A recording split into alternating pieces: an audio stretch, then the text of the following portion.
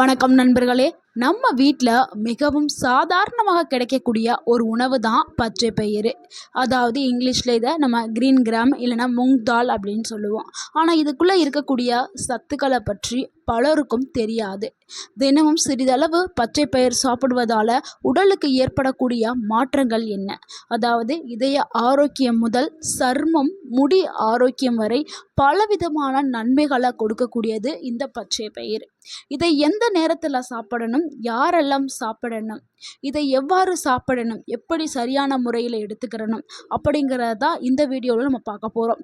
வீடியோவை முழுமையாக பாருங்கள். இதனுடைய முழு தகவலையும் தெரிந்து கொள்ளுங்கள். உங்களுடைய ஆரோக்கியத்திற்கு மிகவும் பயனுள்ள ஒரு வீடியோவாக இருக்கும். உங்கள் ஆரோக்கியம் உங்கள் கையில்தான். பச்சை பயிரில் இருக்கக்கூடிய ஊட்டச்சத்துக்களை முதல்ல பார்த்துடலாம். 100 கிராம் உலர்ந்த பச்சை பயிரில் சுமார் புரதம், நார்ச்சத்து, பொட்டாசியம், மெக்னீசியம், இரும்புச்சத்து, folate, vitamin B complex, anti ஆக்சிடென்ட்டுகள் இது எல்லாமே உடலுடைய உறுப்புகளின் பல செயல்பாடுகளுக்கு இது உதவுதுங்க. ஸோ பச்சை பயிரை தினமும் நம்ம சாப்பிட்றதுனால நம்ம உடலுக்கு ஏற்படக்கூடிய நன்மைகளை பார்த்துடலாம்.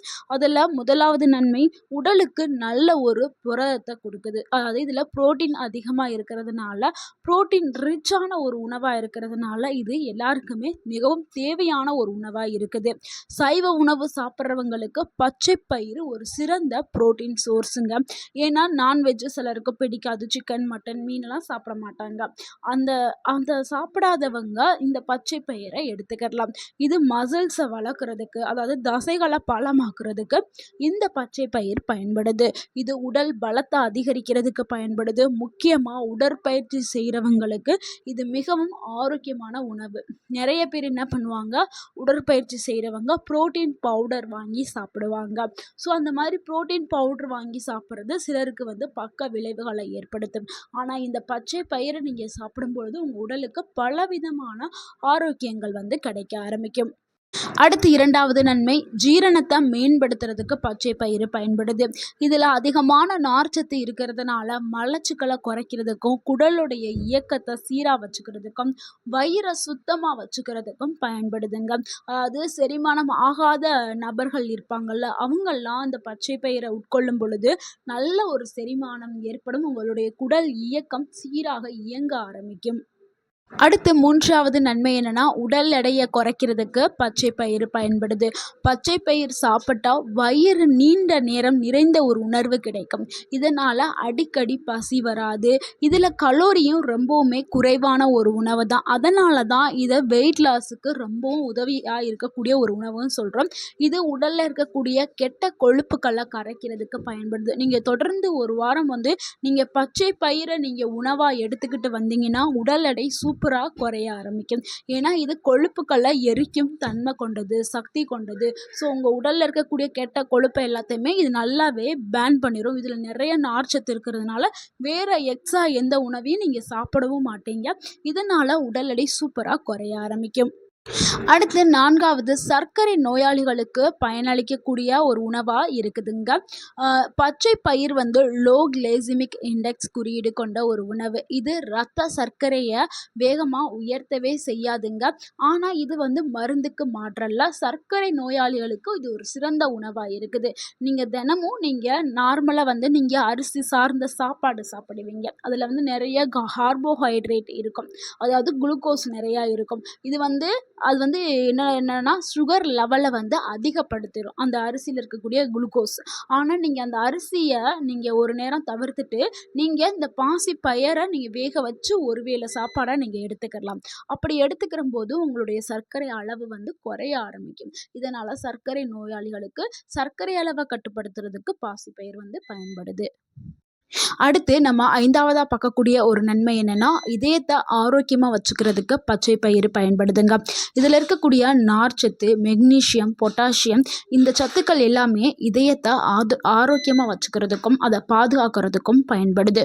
முக்கியமாக கொலஸ்ட்ராலை கட்டுப்பாட்டில் வைக்கிறதுக்கு இந்த பச்சை பயிறு பயன்படுது. இதயத்தை சுற்றி இருக்கக்கூடிய கெட்ட கொலஸ்ட்ரால் கொழுப்பு எல்லாத்தையுமே கரைக்கும் தன்மை கொண்டது பாசிப்பயிறு. இன்றைக்கி இருக்கக்கூடிய காலகட்டத்தில் இதயம் சார்ந்த நோய்கள் நிறையாவே பரவிட்டு வருது. ஸோ அதை தடுக்கிறதுக்கு நீங்கள் பாசிப்பயிரை தினமும் உணவில் சேர்த்துக்கிறது ரொம்பவே நல்லது. அடுத்து 6வது நன்மை என்னன்னா, ரத்த சோகையை தடுக்கிறதுக்கு பாசிப்பயிறு பயன்படுது. ஏன்னா பாசிப்பயிர்ல என்ன இருக்குதுன்னா, இரும்பு சத்து இருக்குது. நிறைய பேருக்கு தெரியவே தெரியாது. என்னன்னா பேரிச்சம்பழத்துல தான் இரும்பு சத்து அதிகமா இருக்குதுன்னு நினைச்சிட்டு இருக்காங்க. ஆனா பேரிச்சம்பழத்தை விட பாசிப்பயிர்ல வந்து அதிக அளவுல இரும்பு சத்து இருக்குது. ஸோ இதில் இருக்கக்கூடிய இரும்பு சத்து அனிமியான்னு சொல்லக்கூடிய அந்த ரத்த சோகையை தடுக்கிறதுக்கு பயன்படுது. முக்கியமாக பெண்களுக்கு இந்த ரத்த சோகை வந்து நிறையாவே ஏற்படும். ஸோ அதுவும் 40 வயதை எட்டின பெண்கள் வந்து இதில் நிறையா பாதிக்கப்படுவாங்க. ஸோ அவங்க எல்லாருமே பாசிப்பயிரை அட்லீஸ்ட் வாரத்துக்கு 3 முறையாவது வேக வச்சு எடுத்துக்கிறது ரொம்பவே நல்லது. அது கூடவே விட்டமின் சி நிறைந்த உணவுகளை எடுக்கணும். அப்போ தான் வந்து நம்ம உடல் வந்து அயன் சத்து அந்த இரும்பு சத்தை முழுமையாக உடலால் உறிஞ்சு கொள்ள முடியும். ஸோ விட்டமின் சினா நெல்லிக்காய் லைட்டாக நெல்லிக்காய் ஜூஸ் எடுத்து குடிச்சுக்கிறலாம். இல்லைனா லெமன் ஜூஸ். இப்போ பாசிப்பயிரை அவிச்சு சாப்பிட்றீங்கன்னா அதுக்கு பின்னாடி ஒரு நெல்லிக்காய் சாப்பிட்லாம். இல்லைனா நெல்லிக்காய் ஜூஸ், இல்லைனா லெமன் ஜூஸ், இல்லைனா லெமனை லைட்டாக புழிஞ்சு கூட விட்டுட்டு நீங்கள் சாப்பிட்லாம். ஸோ அப்படி சாப்பிடும்போது முழுமையாக இரும்பு சத்து உங்கள் உடலால் உறிஞ்சி கொள்ளப்படும். அடுத்து 7வது நன்மை என்னென்னா, நோய் எதிர்ப்பு சக்தியை அதிகப்படுத்துறதுக்கு பாசிப்பயிறு பயன்படுது. பாசிப்பயிரில் ஆன்டி ஆக்சிடென்ட்டுகள், விட்டமின் பி காம்ப்ளெக்ஸ், மினரல் இது எல்லாமே இருக்குது. இது உடலுடைய நோய் எதிர்ப்பு சக்தியை ஆதரிக்கிறதுக்கு பயன்படுதுங்க. இதனால் வெளியிலேருந்து வரக்கூடிய பாக்டீரியா, வைரஸ் போன்ற தொற்றுகளை எதிர்த்து போராடும் தன்மை நம்ம உடலுக்கு கிடைக்கிது. அடுத்து 8வது நன்மை என்னென்னா, சருமத்திற்கு பாசிப்பயிறு பயன்படுது. நிறைய பேர் நம்ம பாசிப்பயிறு மாவு வச்சு அதை ஃபேஷியல் வந்து ரெடி பண்ணுவோம். எதுக்காகனா இதில் இருக்கக்கூடிய ஊட்டச்சத்துக்கள் நம்ம சருமத்தை ஆரோக்கியமாக வச்சுக்கிறோம். இது நார்மலாக நம்ம எல்லாருக்குமே தெரிஞ்ச விஷயந்தான். எதனால் அப்படின்னா பாசிப்பருப்பில் இருக்கக்கூடிய ஆன்டி ஆக்சிடென்ட்டுகள் வந்து என்ன பண்ணுதுன்னா ஃப்ரீ ரேடிக்கலை வந்து குறைக்குது.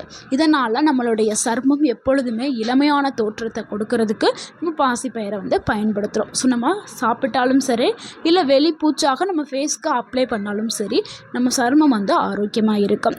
அடுத்து 9வது நன்மை என்னென்னா, முடி வளர்ச்சிக்கு வந்து பாசிப்பயிறு பயன்படுது. ஏன்னா பாசிப்பயிரில் புரோட்டீன், இரும்புச்சத்து, ஜிங்க் போன்ற சத்து இருக்குது. இது இருக்கிறதுனால முடி வந்து ஆரோக்கியமாக வளர்கிறதுக்கும், அதாவது முடி வேர்களை வலுவாக்குறதுக்கும் பயன்படுது. முடி வளர்ச்சியை ஊக்குவிக்கிறதுக்கு பாசிப்பயிறு வந்து பயன்படுது. நம்ம பாசிப்பயிரோடைய பவுடரை நம்ம தலைக்கு ஹேர் ஃபேக்காக யூஸ் பண்ணுறா இருந்தாலும் நம்ம பயன்படுத்தலாம். ஸோ தலையில் அப்ளை பண்ணி ஒரு 30 மினிட்ஸ் கழித்து நீங்கள் வாஷ் பண்ணுறா இருந்தாலும் வாஷ் பண்ணலாம். இல்லை நம்ம டெய்லி நம்ம இன்டேக்காக எடுக்கும்போதே முடி வளர்ச்சிக்கு இது பயன்படும். ஸோ சிலருக்கெல்லாம் வந்து இந்த இரும்பு சத்து குறைபாடு இருக்கிறவங்களுக்கு முடி நிறையாவே கொட்டும். அதுக்கு காரணமே வந்து உடலில் இரும்பு சத்து கம்மியாக இருக்குன்னு அர்த்தம். ஸோ இந்த இரும்பு சத்துலாம் நம்ம உடலில் அதிகமாகிடுச்சுன்னா முடி கொட்டுறதல் பிரச்சனை தானாகவே அது நிற்க ஆரம்பிச்சிடும். ஸோ முடிக்கு ஒரு சத்தான ஒரு உணவுனா அது பாசிப்பயிறு. அடுத்து 10வது நன்மை என்னென்னா, எலும்புகளுடைய ஆரோக்கியத்திற்கு பாசிப்பயிறு பயன்படுது. ஏன்னா பாசிப்பயிரில் மெக்னீஷியம், பாஸ்பரஸ், கால்சியம் இது எல்லாமே இருக்குதுங்க. இது எல்லாமே சேர்ந்து உங்களுடைய எலும்புகளை ஆரோக்கியமாக வச்சுக்கிறதுக்கு பயன்படுது. அதே மாதிரி வயதான காலத்தில் வரக்கூடிய எலும்பு சார்ந்த நோய்களை தடுக்கிறதுக்கும் பாசிப்பயிறு பயன்படுது. அடுத்து 11வது நன்மை, கர்ப்பிணி பெண்களுக்கு பாசிப்பயிறு ஒரு சிறந்த உணவாக இருக்குது. ஏன்னா பாசிப்பயிரில் போலேட் அதிகமாக இருக்குது. கர்ப்ப காலத்தில் போலேட் ரொம்ப ரொம்ப முக்கியம். அதனால தான் ஹாஸ்பிட்டலில் என்ன பண்ணுறாங்கன்னா போலேட் மாத்திரை வந்து கொடுப்பாங்க கர்ப்பிணி பெண்களுக்கு. எதுக்குன்னா கருவில் வளரக்கூடிய அந்த குழந்தைக்கு தேவையான சத்து வந்து அந்த போலேட்டு தான் ரொம்பவுமே அவசியம். அதனால தான் பாசிப்பயிரில் வந்து இயற்கையாகவே போலேட் அப்படின்னு சொல்லக்கூடிய சத்து இருக்குதுங்க. அதனால் கர்ப்பிணி பெண்கள் தாராளமாக பாசிப்பயிரை எடுத்துக்கலாம். அது தாய் சேய் நலத்திற்கு ரொம்பவுமே முக்கியமான ஒரு உணவாக கருதப்படுது. அடுத்து 12வது நன்மை என்னென்னா, ரத்த அழுத்தம்ங்க. ரத்த அழுத்தத்தை கண்ட்ரோலில் வச்சுக்கிறதுக்கு பாசிப்பயிறு பயன்படுது. ஏன்னா இதில் பொட்டாசியம் இருக்கிறதுனால இது ரத்த அழுத்தத்தை சீராக இயங்குறதுக்கு இந்த பாசிப்பயிறு வந்து பயன்படுது.